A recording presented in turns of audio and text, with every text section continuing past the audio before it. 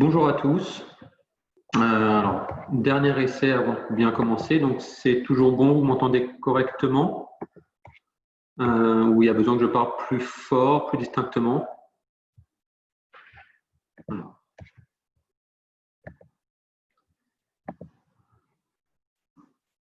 Non, très bien. Bon, bah, oui, vous m'entendez et non, ça va. OK. Merci de votre réponse. Et merci d'être venu. Donc, l'événement d'aujourd'hui, c'est un réponse de pro. Le sujet d'aujourd'hui, c'est la maîtrise d'œuvre conception en copropriété. Donc, j'animerai cet événement avec ma collègue Anne-Sophie Pouzol, qui s'occupe plus de la partie back-office et qui s'occupera de prendre vos questions que vous mettrez dans le chat et auxquelles on répondra à la fin de la présentation. Pour vous expliquer à peu près le format que l'on va avoir sur cette présentation, il va y avoir la présentation de l'Agence parisienne du climat, une introduction sur qui nous sommes, ensuite sur la maîtrise d'œuvre conception, puis sur un cahier des charges que nous mettons à disposition. Et enfin, il y aura la présentation des d'ateliers bleus sur là, vraiment, qui est un architecte qui vous présentera la maîtrise d'œuvre conception. Ce que je vous invite à faire, c'est à garder toutes vos questions, de les poser à la fin de la présentation, des présentations, et on y répondra. Voilà, je pense qu'on a fait le tour, ça vous paraît clair, on va passer à la suite et déjà vous présenter qui est l'Agence parisienne du climat, si j'arrive à passer les diapositives. Voilà. Alors, qui nous sommes? Nous sommes une association qui a été créée en 2011 par la ville de Paris notamment. Notre but, c'est de mettre en œuvre le plan climat de la ville de Paris. L'un de nos axes de travail, c'est notamment de conseiller les copropriétés qui se lancent dans des travaux. Donc, on va conseiller, accompagner, informer les copropriétés qui feront toutes ces démarches-là. Et donc, tout le processus, notamment sur la phase maîtrise d'œuvre conception qu'on va voir aujourd'hui. Autre sujet, mais là qui vous concerne un peu moins, c'est d'accélérer la transition énergétique et d'animer le laboratoire de la transition énergétique. Donc, il y a des décryptages de la politique publique. Donc, il y a beaucoup de sujets que l'on va traiter.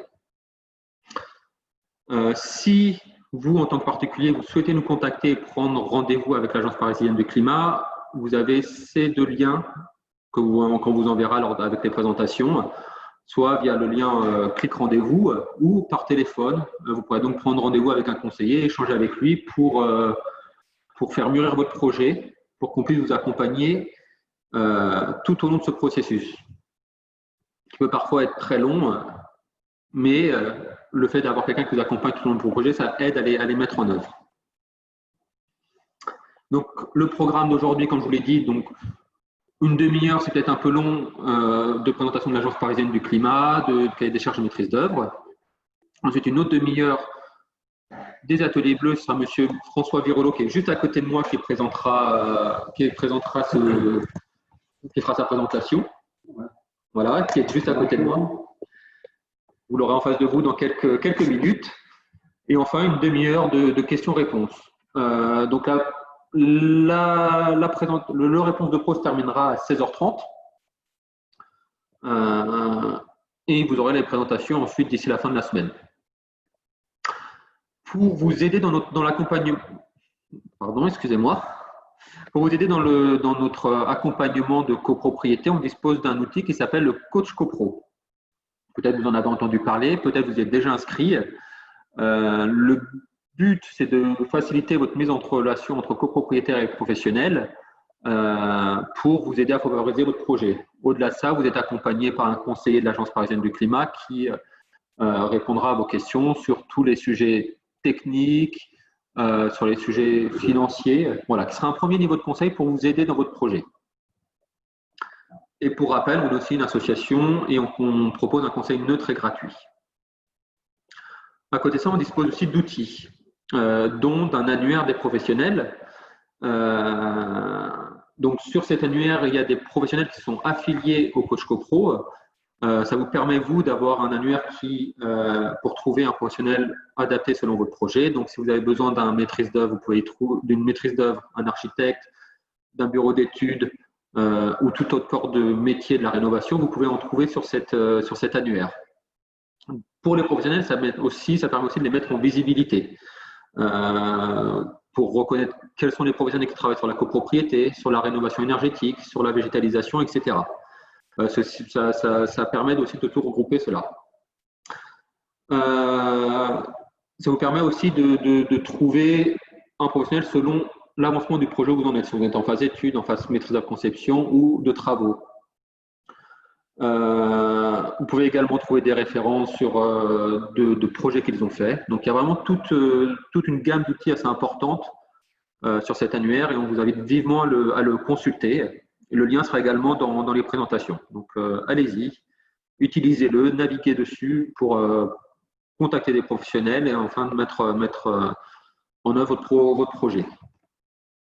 Donc, je l'ai évoqué juste avant, il y a une carte des copropriétés rénovées qui regroupe beaucoup de projets symboliques sur Paris et sa métropole. Donc, ça regroupe des projets qui ont fait des travaux de rénovation énergétique. Ça vous permet d'avoir un descriptif du projet, quels sont les travaux qui ont été effectués, le montant de ces travaux, les professionnels qui sont intervenus et également le montant des aides financières. Ça vous permet de vous projeter sur d'autres professionnels qui ont fait ces travaux, de trouver aussi des méthodes, peut-être de rentrer en contact. Donc, on peut aussi faciliter l'échange avec ces autres copropriétaires. C'est toujours utile et intéressant d'avoir le retour d'expérience d'un copropriétaire ou d'une copropriété qui allait jusqu'au bout des démarches. Vous pouvez également les trier par type de façon de se chauffer, type de bâtiment, type de travaux, etc. Donc, c'est assez large également. Encore une fois, ce sera dans la présentation, donc consultez-la. Ça me semble très pertinent. Comme je l'ai évoqué auparavant, aujourd'hui, le thème, c'est la maîtrise d'œuvre conception. Je vais faire une introduction très courte sur ce qu'est la maîtrise d'œuvre conception.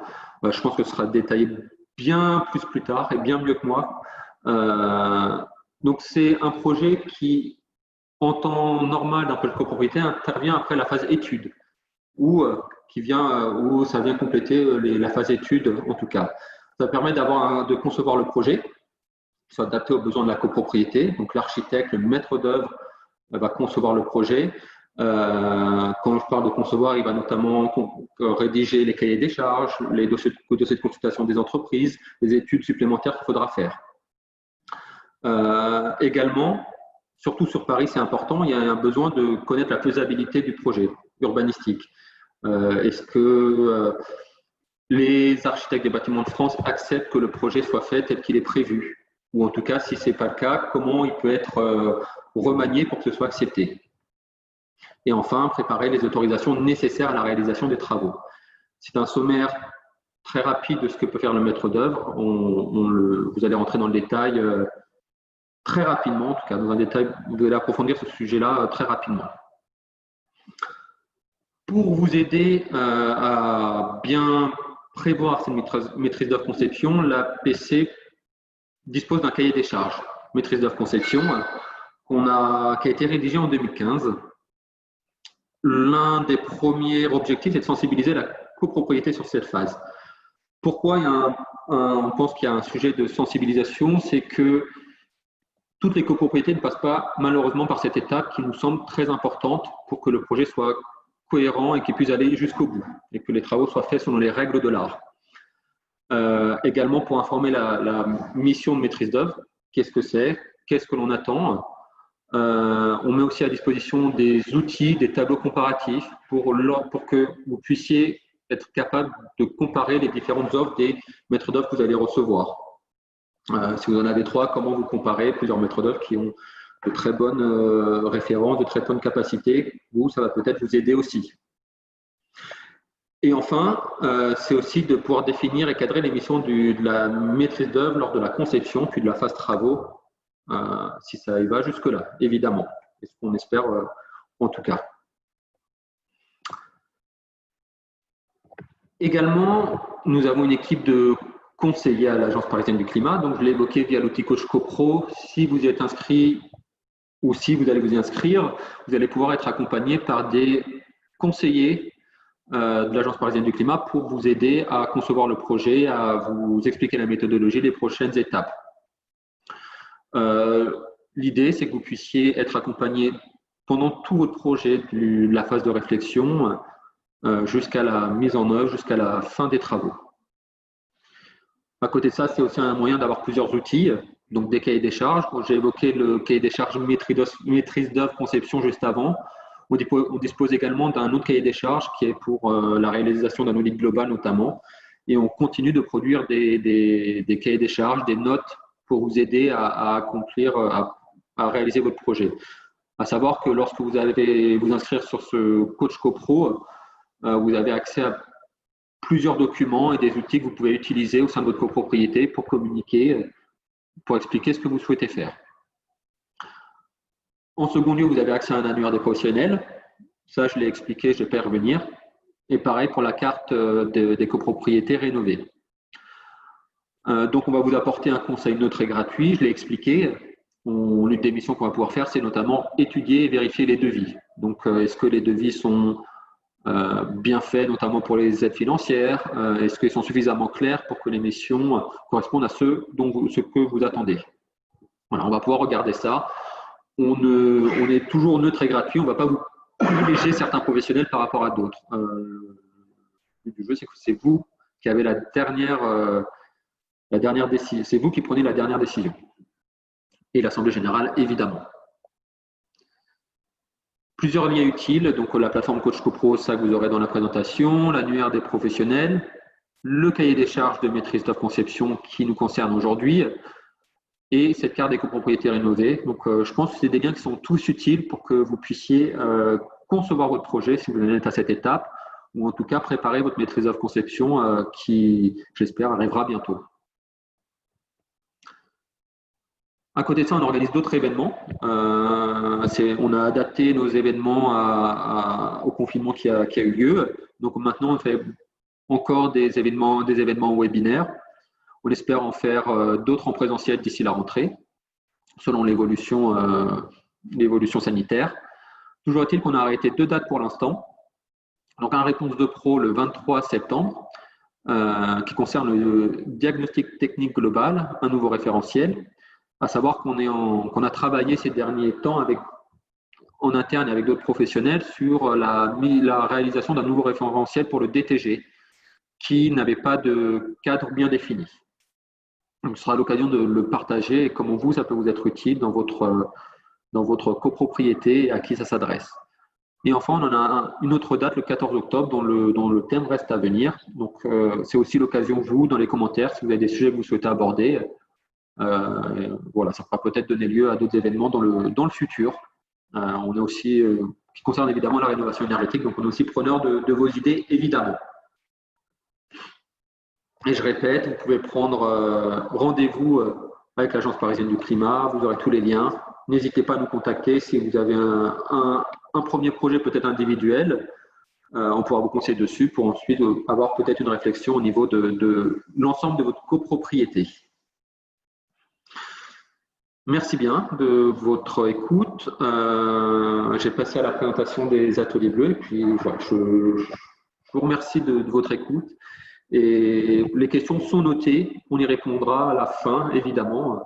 Je pense que c'est peut-être plus agréable de laisser la présentation se faire, surtout sur ce format-là. Voilà, je mets la présentation suivante. Alors, nouveau... Okay.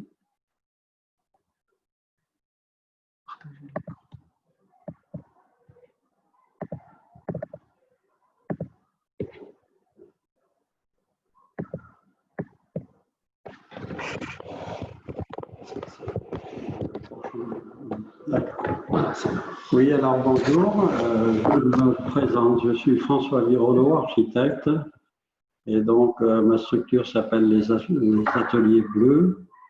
Je suis spécialisé dans la copropriété, vous allez voir à quel point c'est important dans la suite des présentations, et je suis même spécialisé à l'intérieur de la copropriété dans le traitement de l'enveloppe des immeubles, c'est-à-dire la façade et la couverture. Voilà. Donc, le but de mon propos, c'est de vous sensibiliser au fait qu'un architecte est une personne essentielle dans l'étude des projets de copropriété.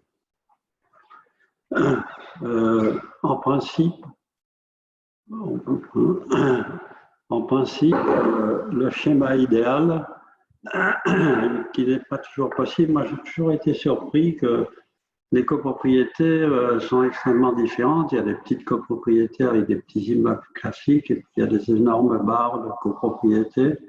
Et donc l'ensemble de la législation, de la réglementation s'applique un peu à tout le monde comme un rouleau compresseur.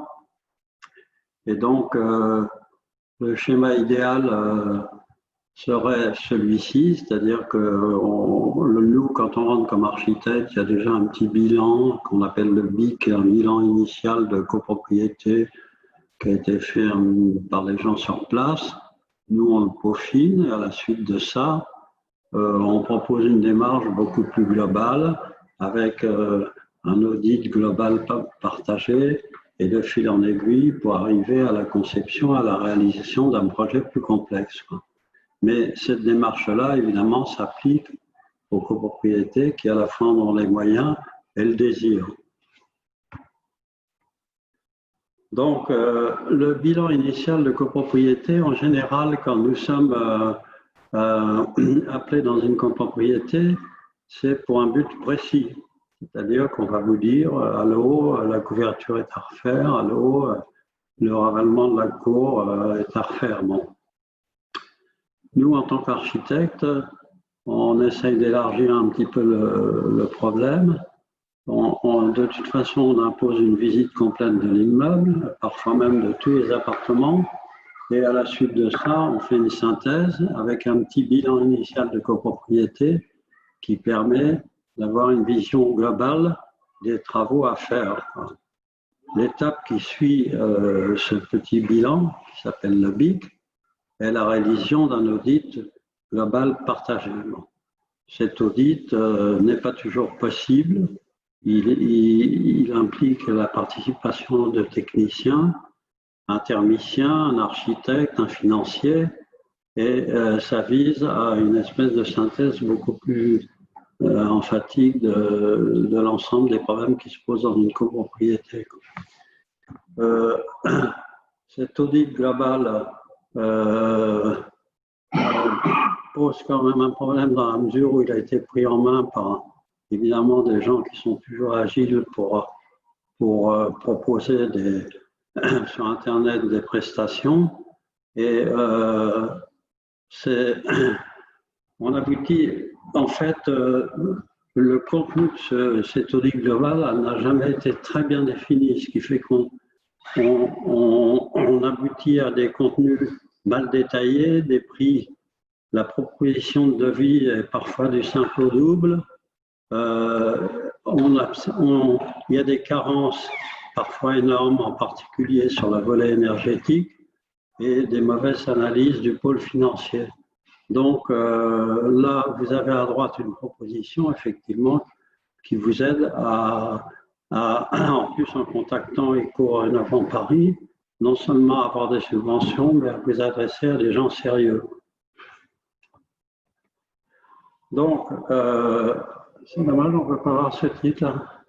Le travail d'architecte en copropriété, l'architecte est un sachant, c'est-à-dire une personne qui sait à la fois dans chaque acte dans une copropriété de construction ou d'aménagement, il y a du législatif, il y a du réglementaire, il y a du technique et il y a du financier. L'architecte est en position de tout ça et c'est un peu comme le médecin de famille. Il suit un immeuble et il est capable d'apporter un jugement intéressant pour le conseil syndical.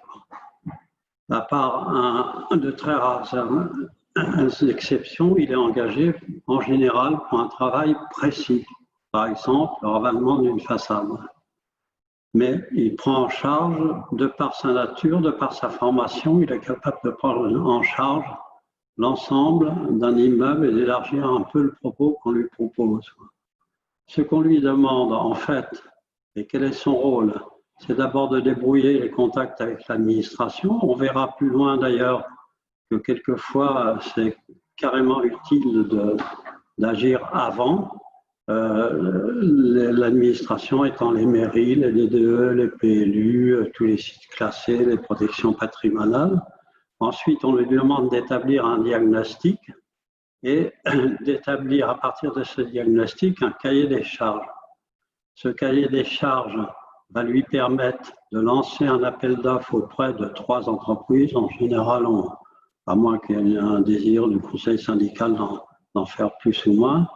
Et à partir de ces devis qui sont établis à partir d'un cahier des charges, donc sur le même propos, il va faire un compte-rendu d'appel d'offres qui sera présenté en AG à la copropriété.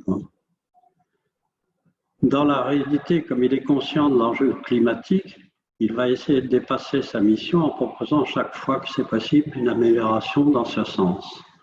Mais en ce qui concerne l'établissement du cahier des charges, nous complétons, nous personnellement, le cahier des charges par un bordereau, un DGT, qui donne à la fois par les surfaces et les quantités des choses à entreprendre, ce qui fait que les entrepreneurs sont obligés de répondre sur exactement le même propos.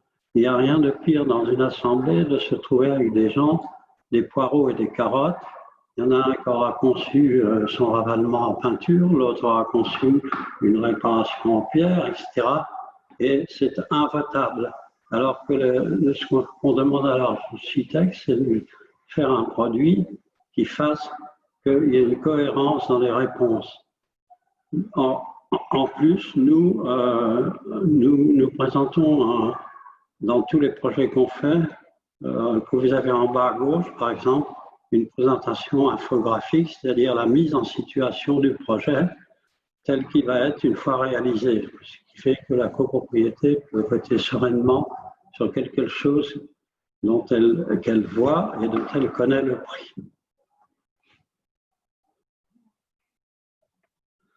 Donc, je vous ai mis cette chose-là de façon à ce que vous compreniez que du fait de l'évolution de la législation et de la réglementation et aussi des techniques, tout est devenu très complexe. Vous voyez que pour un simple ravalement, je compare à une fusée, il faut pour que cette fusée démarre, décolle, que tous les étages soient finis et en plus qu'ils soient cohérents entre eux et en compatibilité entre eux. Donc vous voyez que vous avez un premier stade de décapage et dans chaque étage de nettoyage, de réparation, avec une possible isolation autour, mais vous avez aussi des problèmes de réglementation avant le projet sur les diagnostics à faire. Vous voyez, la dame, elle porte un casque avec un masque dont les ficelles sont rouges, ça veut dire qu'il y a de l'amiante. Et s'il y a de l'amiante, il y a un budget. Et s'il y a un budget, il est parfois très important. Là, on va démarrer une opération où le retrait de l'amiante représente sensiblement au moins 20% du ravalement. Donc, toutes ces choses-là, l'évacuation des déchets, tout ça maintenant fait partie d'une législation et d'une réglementation très rigoureuse. Le seul détenteur de ces connaissances-là, c'est l'architecte.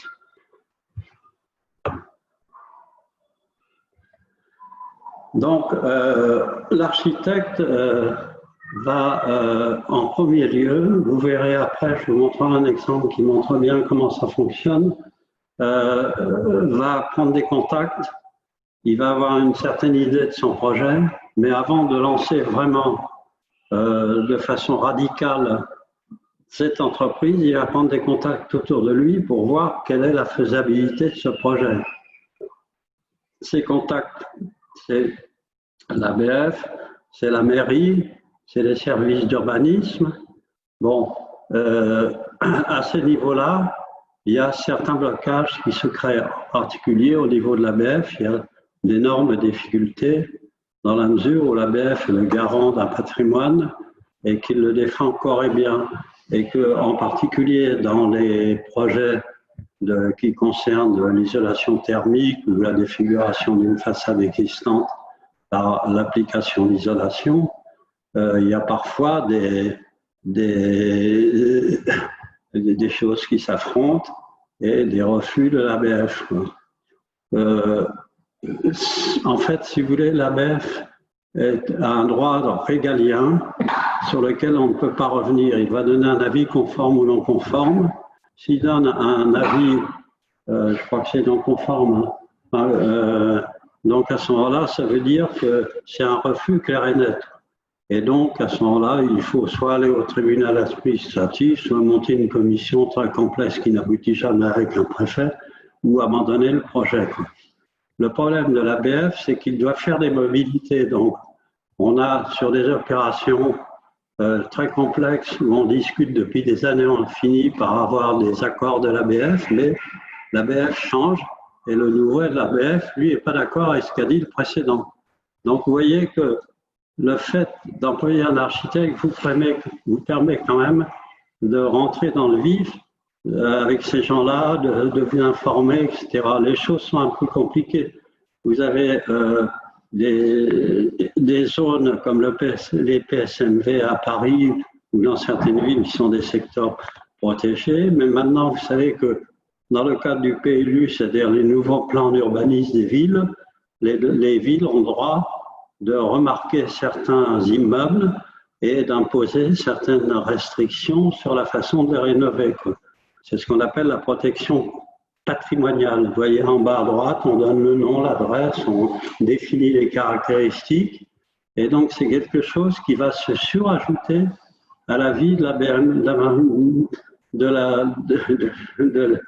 l'architecte des bâtiments de France. Donc, vous allez avoir un certain nombre d'obstacles comme ça à franchir, dans lequel l'architecte peut évidemment vous aider parce qu'il connaît les gens, il a une pratique de ça. Donc, l'architecte va vous apprendre aussi à ne pas écouter le chant des sirènes parce que à chaque fois que sort une loi ou un règlement, vous avez tout de suite des boîtes qui se montent et qui surfent pour vendre quelque chose là-dessus. Alors, c'est isoler vos comptes gratuits, isoler votre maison pour 1 euro, etc. C'est un drame absolu, quoi. Dans la mesure où la plupart des gens qui utilisent ce genre de choses sont mécontents. On a même trouvé parfois des isolations sur des façades dans lesquelles on n'a jamais livré l'enduit qui protège l'isolant, quoi. Donc, c'est un autre monde, mais il est important que l'architecte vous alerte sur ce genre de... Par contre, il va vous brancher sur les sachants de cet univers, l'Agence parisienne du climat, Solia, Urbanisme, l'Habitat, etc. Coach CoPro, enfin bon, il va essayer de vous faire rentrer dans une espèce de filière, dans un moule efficace et sur lequel vous pourrez obtenir des subventions. Donc, je vous ai mis cet exemple parce qu'il résume exactement très bien c'est dommage qu'on ne voit pas les... Enfin bon, question. C'est une question que nous a posée un copropriétaire. Je suis copropriétaire et membre d'un conseil syndical à Enghien. Et donc, ils avaient des problèmes de couverture. Donc, il veut savoir d'une part si vraiment sa couverture, il faut la faire refaire complètement ou si elle peut subir de simples réparations. Mais ce qui l'intéressait, c'est qu'il avait vu sur Internet que l'État maintenant faisait des propositions pour installer des panneaux solaires sur les toits avec des subventions intéressantes. Or, vous voyez à droite une prime pour encourager l'autoconsommation solaire. Et donc, en fait, je vous passe les détails, vous verrez à gauche, j'ai détaillé un petit peu tout ce qu'on peut dire sur les panneaux solaires qu'on appelle PV, production en plein soleil, 1 mètre carré fait 150 watts, donc c'est toujours intéressant à savoir. Mais vous avez des promotions d'EDF. La première chose, c'est d'aller voir au niveau de l'ABF, qu'est-ce qui se passe, parce qu'il y a beaucoup d'ABF qui refusent des panneaux solaires sur les toits dans certains quartiers, dans certaines régions. Je ne sais pas où vous en êtes, vous, mais ça pose des problèmes. Et vous avez une partie dans EDF, vous avez EDF ENR, qui est vraiment la structure qui s'occupe de ça, quoi. Donc nous, en tant qu'architectes, on a développé tout ce qui est sur cette page en disant, en alertant le copropriétaire, il y a des problèmes d'adaptation, des problèmes de construction, mais pourquoi pas? On peut très bien peut-être envisager de faire ça, mais consulter d'abord EDF, ENR avant d'engager tout projet. Et EDF, ENR répond, ah mais nous, pas du tout, on ne fait aucune prime et on ne s'intéresse pas aux copros et on ne fera jamais des panneaux solaires sur les copros. Donc le dossier est terminé avant d'avoir commencé. Donc vous voyez, c'est intéressant quand même d'avoir des sachants qui peuvent vous guider tout de suite, parce que pas faire des études pendant des années. Bon.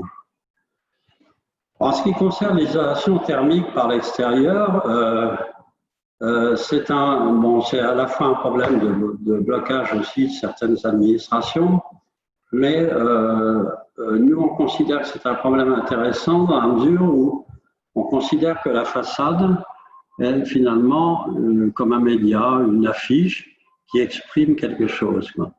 Donc, on doit, en se trouvant devant une façade et en disant je vais l'isoler thermiquement, se poser soit de conserver l'image existante, comme à gauche, vous voyez, c'est l'isolation thermique, elle reproduit exactement l'immeuble, on ne voit pas la différence, c'est dans une cour, bon.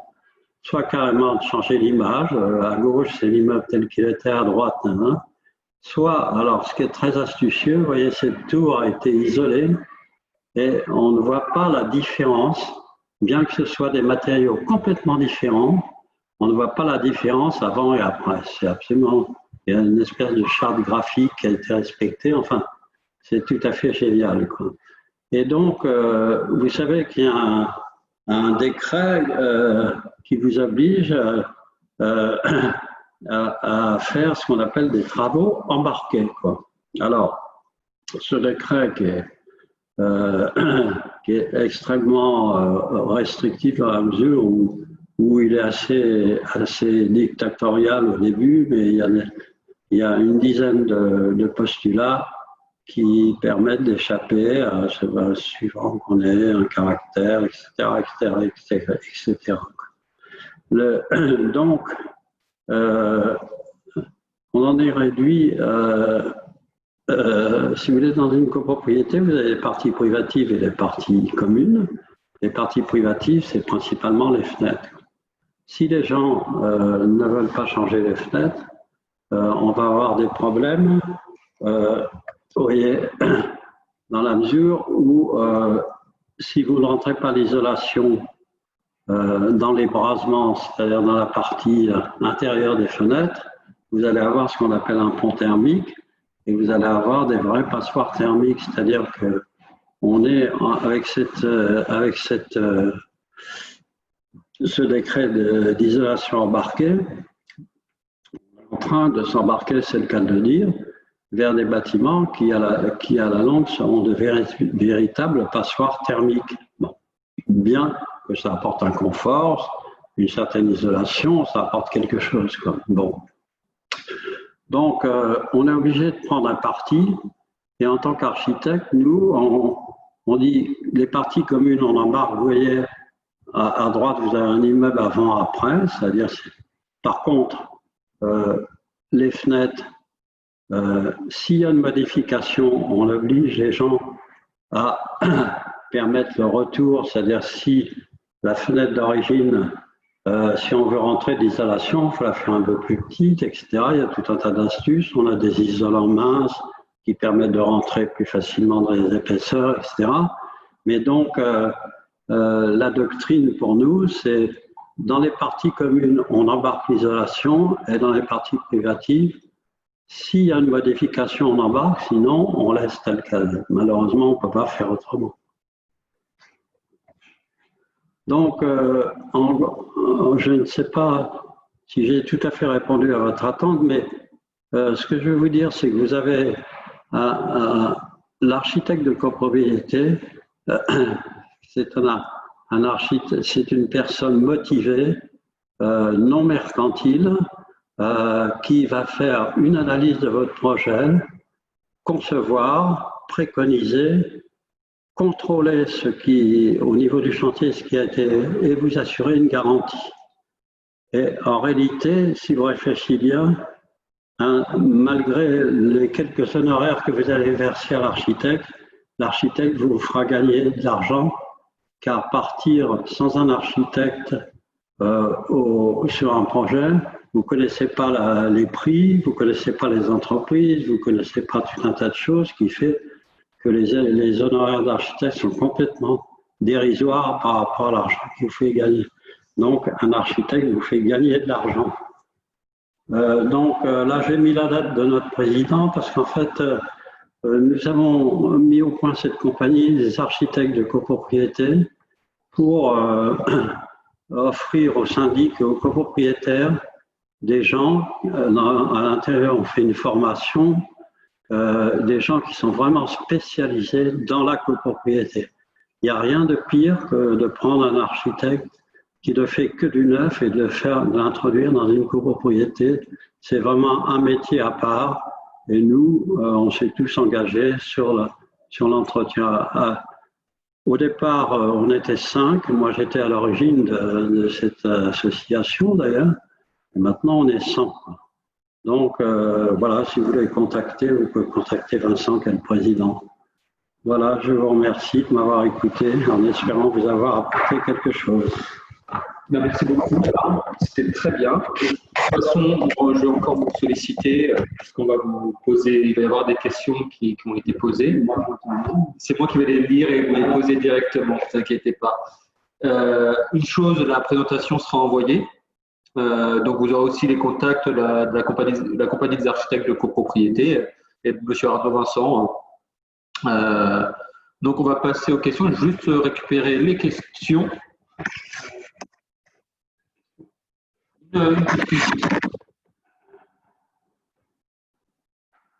Merci.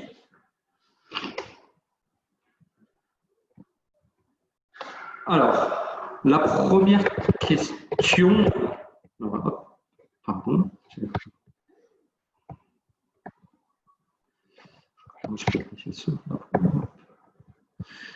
Voilà, excusez-moi. Alors, la première question. Pouvez-vous nous indiquer le coût de la maîtrise d'œuvre à chaque étape ou en pourcentage du coût des travaux? Alors, donc, c'est assez simple.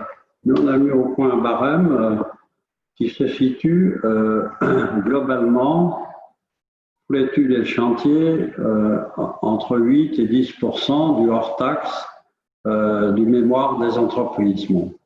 Dans ce truc, en général, on compte 50%, c'est-à-dire si vous êtes à 8%, 4% pour l'étude et 4% pour le chantier.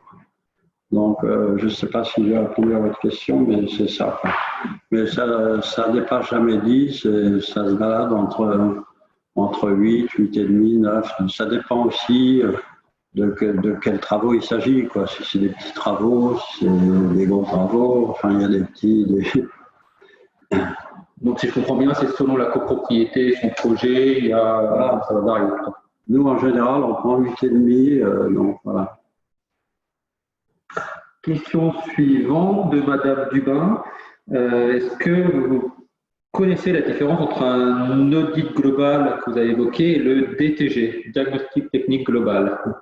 Alors, moi, je ne vois pas la différence.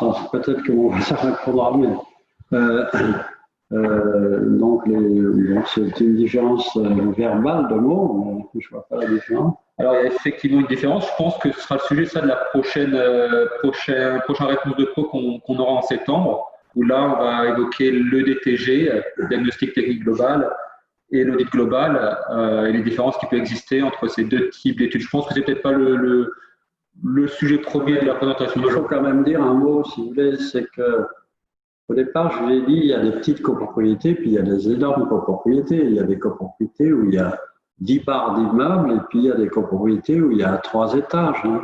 Donc, l'audit global ou le DTG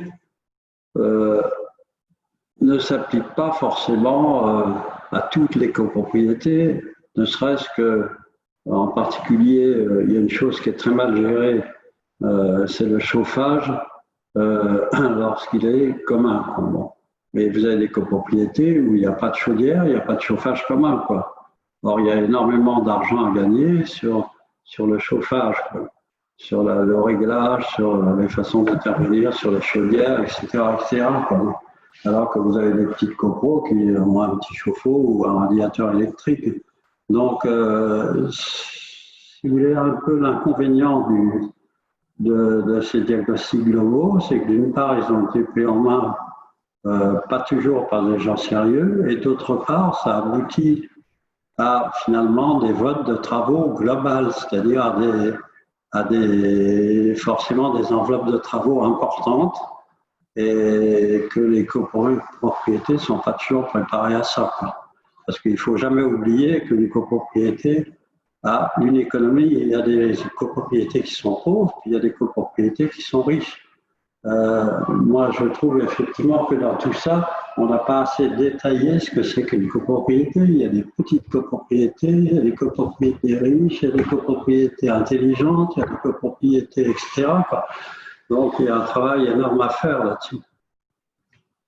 Tout à fait. En plus, d'autant plus sur Paris, où on est quand même, la taille de la copropriété moyenne est de moins de 25 lots. Donc, tout de suite, on fait le petit bâti. Regardez, je reviens sur Paris et sur l'histoire des panneaux photovoltaïques. Bon.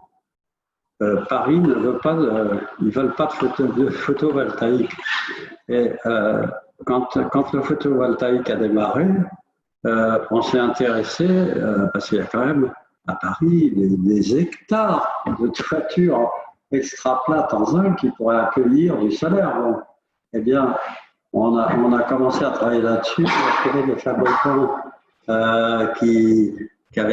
qui avaient réussi à trouver des systèmes pour adapter les panneaux, etc., quoi.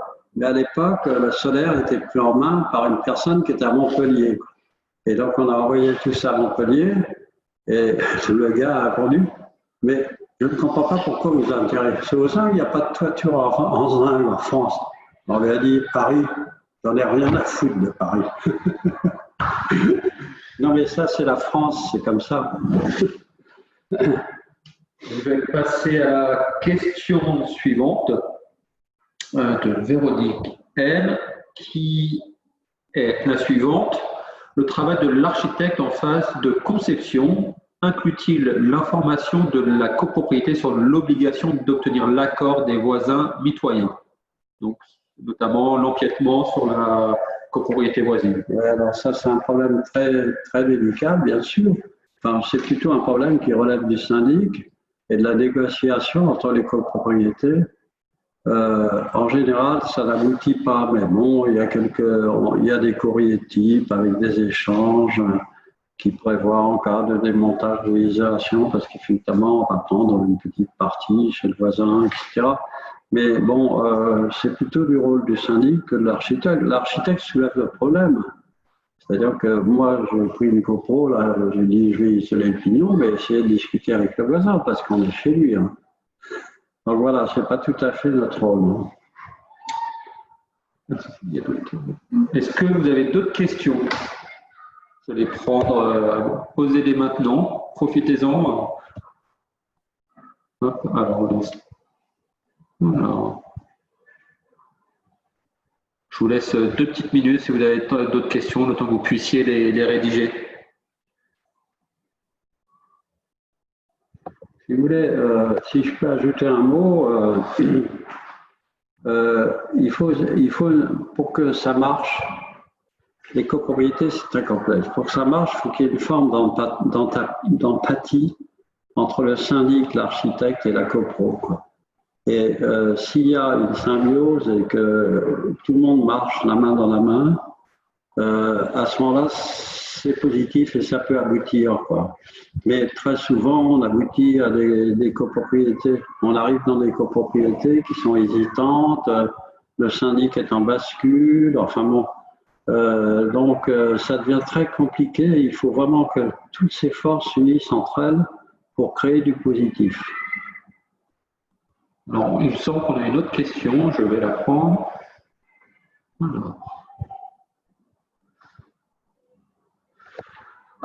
Donc, la question de Valérie Kulig, excusez-moi si je prononce mal votre nom.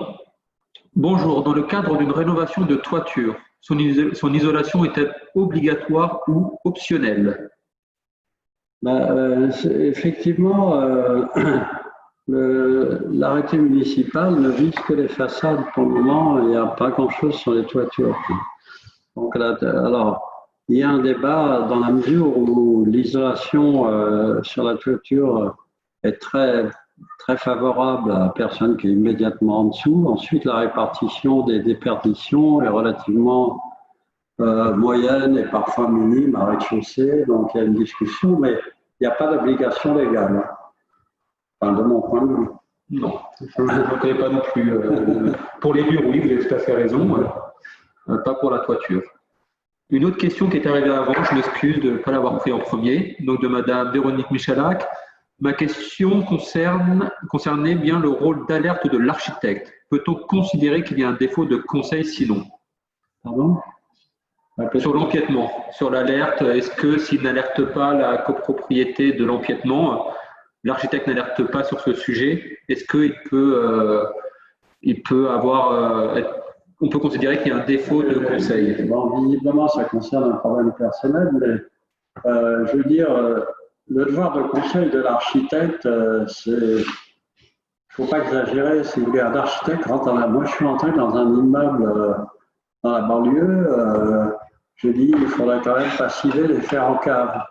J'ai commencé à passiver les fers en cave, tout de suite procès, tribunal, ça a duré pendant 5 ans, devoir de conseil. L'architecte aurait dû nous conseiller de refaire toute la structure du sous-sol, demande 40 millions d'intérêts, de dommages et intérêts. Bon, ça s'est évidemment terminé en eau de boudin, mais je veux dire, il ne faut pas exagérer la mission de conseil. Ce n'est pas parce qu'un architecte rentre dans un immeuble qu'il va falloir sortir son fusil à 2 coups et dire manque de conseil, manque de conseil, manque de conseil, quoi. Donc là, vous me parlez d'un cas particulier, je ne sais pas, là, je ne peux pas vous répondre. Ce sujet aussi de l'empiètement, c'est un sujet que l'on travaille, que l'on connaît aussi. C'est un sujet assez compliqué puisque ça va concerner les copropriétés voisines, les parcelles voisines qui sont publiques.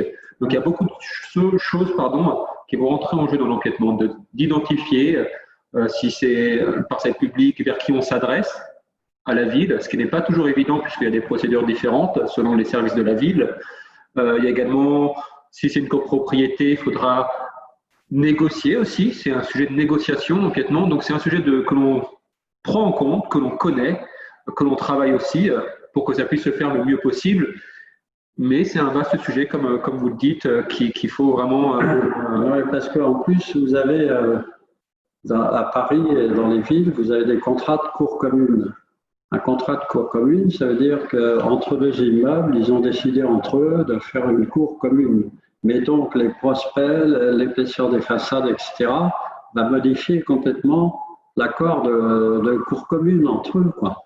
Et donc, c'est extrêmement complexe, quoi. C'est parfois indébrouillable.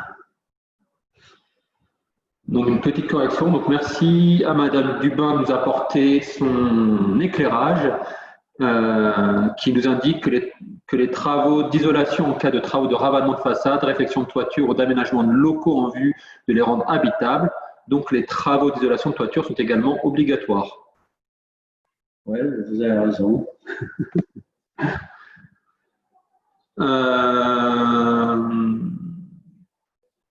Alors, il y a d'autres questions qui arrivent au fur et à mesure. J'essaie de les prendre au fur et à mesure. Alors, donc, de Rapina, pour une rénovation des menuiseries baies vitrées en terrasse, doit-on respecter une hauteur réglementaire du seuil en envisageant l'isolation future de la terrasse ou peut-on rénover les huisseries à l'identique? Eh bien, écoutez, ça, c'est vraiment une option à prendre. C'est vrai que si je veux dire, vous êtes dans un immeuble existant avec des hauteurs de porchenettes, etc., Et si vous allez être amené à refaire une étanchéité de terrasse, c'est 30 ans. Hein. Donc au bout de 30 ans, il faudra refaire. Donc si vous n'avez pas envie de tout changer, il était exact que ça vaut mieux de prendre en compte ce problème-là. Par contre, ça vous fera une marge, etc. Donc c'est vraiment à chaque fois un choix, une option à prendre qui est un peu complexe. En plus, on ne sait pas comment sont les étanchéités dans 30 ans. Enfin bref, c'est vraiment une discussion à avoir avec votre architecte et la COPRO, quoi. Je vous signale que normalement, toute modification de façade entraîne un permis de construire. Donc, si vous modifiez la dimension des fenêtres, normalement, vous devriez poser un permis de construire. Tout à fait. Tu avais vu qu'il y avait d'autres questions? Non. On va vous laisser quelques minutes si vous avez d'autres questions. N'hésitez pas, autant en profiter pour poser toutes vos questions. Non, mais pour conclure, si vous voulez, je pense que dans ce monde qui finalement est très mercantile, si vous avez la chance d'avoir un architecte est lié par une déontologie, il apporte à la fois une expérience technique, mais aussi une expérience artistique, parce qu'il a une formation de conservation du patrimoine qu'il a acquis au cours de ses études. Donc, si vous avez la chance d'avoir un architecte, faites-en un partenaire et pas un ennemi. Voilà.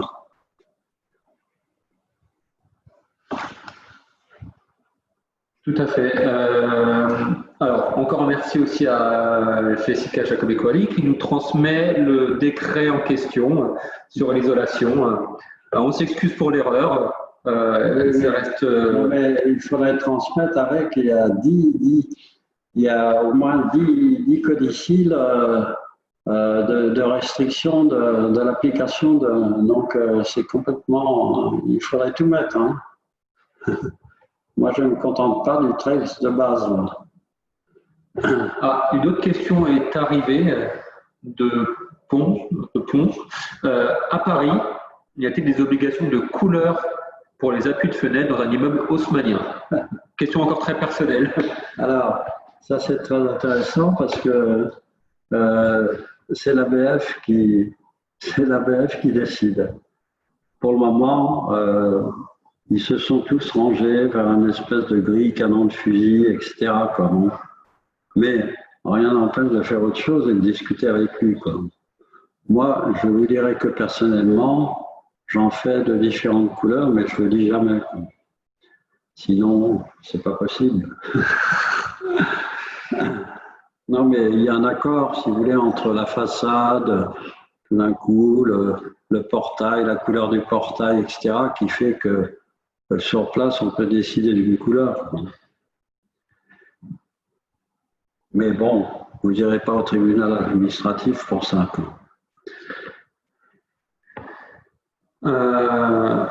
Merci beaucoup. Dis donc, les questions arrivent en fait au fur et à mesure. Donc, effectivement, les possibilités de dérogation à l'obligation d'isoler sont listées dans le texte du décret. Alors, une question de la même personne. Comment fait-on pour contacter l'ABF? Alors, ça va reprendre ce que vous avez dit. Pour contacter l'ABF, il suffit de... Bon, c'est pas très compliqué, on demande à la mairie ou on trouve sur Internet, il y a les adresses, les téléphones, etc. Bon, le problème, c'est que c'est des gens qui ne répondent pas toujours. Quoi. On envoie des mails, etc. On téléphone. Il répond quand il a envie de répondre. Mais bon, c'est assez facile à trouver. Quoi. Et à côté de ça, on peut aussi vous aider pour la mise en relation avec les ABF, d'une part, la direction de l'urbanisme aussi. On a quelqu'un qui notamment est détaché à la direction de l'urbanisme, qui est en contact avec les ABF. Donc ça peut être un moyen pour faciliter l'échange, si c'est pour un changement de menuiserie, si vous souhaitez contacter l'ABF. Donc n'hésitez pas aussi à nous contacter sur ces sujets-là. On facilite l'échange avec les ABF qui, comme vous le dites, peuvent être parfois compliqués d'avoir un retour. Mais bon, si vous voulez, ce qui est un peu compliqué en France, dès que vous donnez du pouvoir à quelqu'un, il en abuse. Alors, vous avez l'ABF, vous avez à l'intérieur des municipalités des gens qui sont chargés du ravalement, vous avez le service de l'urbanisme. Chacun veut rajouter sa petite touche, et parfois, bon, ça se termine mal, quoi. Et ma collègue vous met le lien, donc si vous voulez prendre rendez-vous avec nous, pour faciliter ce lien avec les ABF et la direction d'urbanisme, notamment dans le projet, puisque c'est une phase de toute façon dans laquelle vous devez passer. Normalement, vous devez passer. J'attends 2 dernières minutes pour les questions. On a encore du temps, évidemment. Ah, mais si vous voulez, ce qui est un peu décourageant, c'est que on s'est tous engagés pour sauver la planète et il y a des obstructions, quoi. Donc il y a quand même des hockey boomers dans le circuit, quoi. Donc il y a des refus sur des isolations, sur ceci, sur cela. C'est très très compliqué. On n'a pas, je ne crois pas qu'on est encore tout à fait dans la moelle, qu'on ait compris qu'il faut agir pour sauver la planète.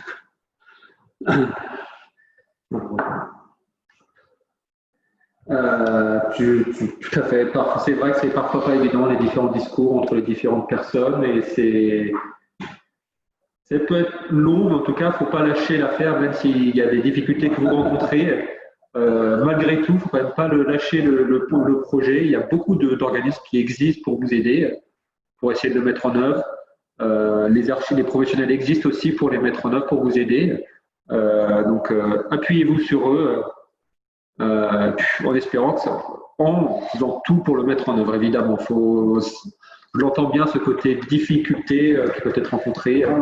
Si vous voulez, moi, ce que je pense, c'est que pour faire une isolation qui soit vraiment efficace, il faut traiter tous les points thermiques.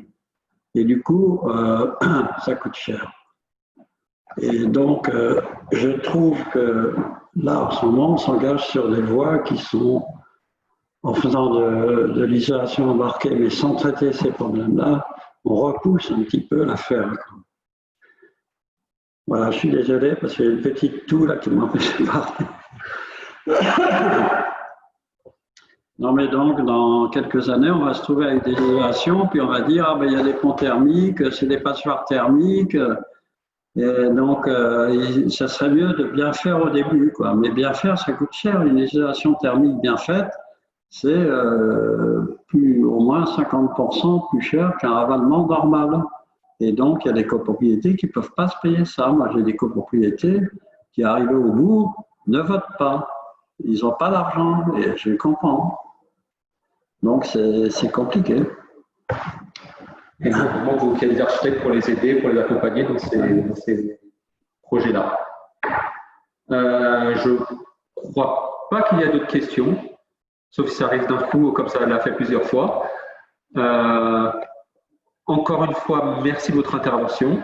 C'était un plaisir.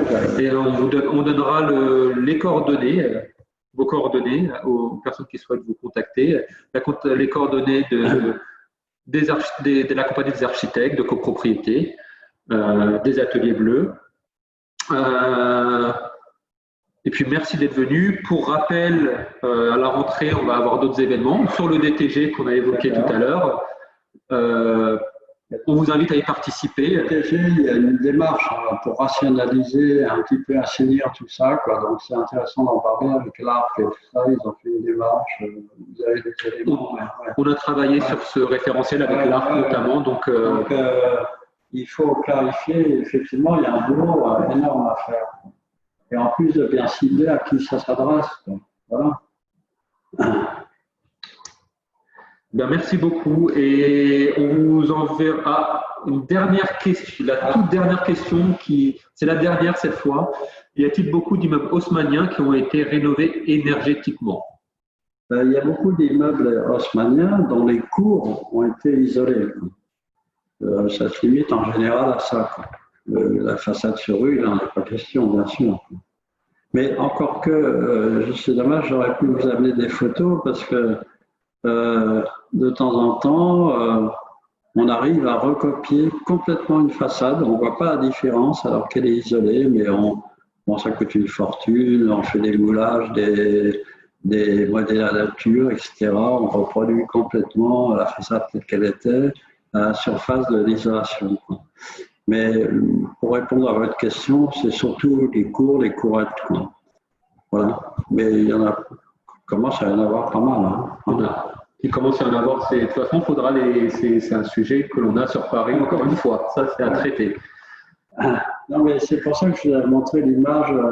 Si vous vous rappelez, là, je vous ai montré 3 images. À gauche, il y avait une image où on refait vraiment à l'identique, avec les petites moulures, les petites creux, etc., les stèles, et on ne voit pas la différence. Donc ça, c'est intéressant. C'est un travail à faire dans toutes les courettes parisiennes. En principe, la BF est en général d'accord. Il est même content. Oui, tout à fait. Et c'est sur ce sur quoi on travaille en haussmannien et sur d'autres copropriétés. Pas que l'haussmannien. À Paris, il y a beaucoup de cours qui se rénovent. Donc ça se fait et ça va se faire de plus en plus en tout cas. Merci beaucoup. J'espère qu'on a pu répondre à toutes vos questions. Je vais prendre la main. Donc si vous avez d'autres questions qui vous viennent en tête après cette présentation, donc n'hésitez pas à contacter les Ateliers Bleus, la compagnie des architectes de copropriété et également l'Agence parisienne du climat. Donc vous aurez toutes les coordonnées dans les slides qu'on va envoyer. Prochain événement donc à la rentrée en septembre. On espère qu'on pourra le faire en présentiel. C'est pour nous peut-être plus agréable aussi que de le faire via visioconférence, mais on gardera malgré tout quand même ce côté visioconférence si vous souhaitez y participer. On essaiera de coupler les deux dès la rentrée, si on peut le faire évidemment. Sinon, on restera en format webinaire avec un professionnel qui interviendra sur le DTG cette fois en septembre et puis le thème le 14 octobre. Si vous avez des suggestions, on les prendra. N'hésitez pas à nous les envoyer en retour de mail des présentations. En vous remerciant d'y avoir participé et en bonnes vacances pour ceux qui en ont au mois d'août. Et puis merci beaucoup de votre intervention. Au revoir.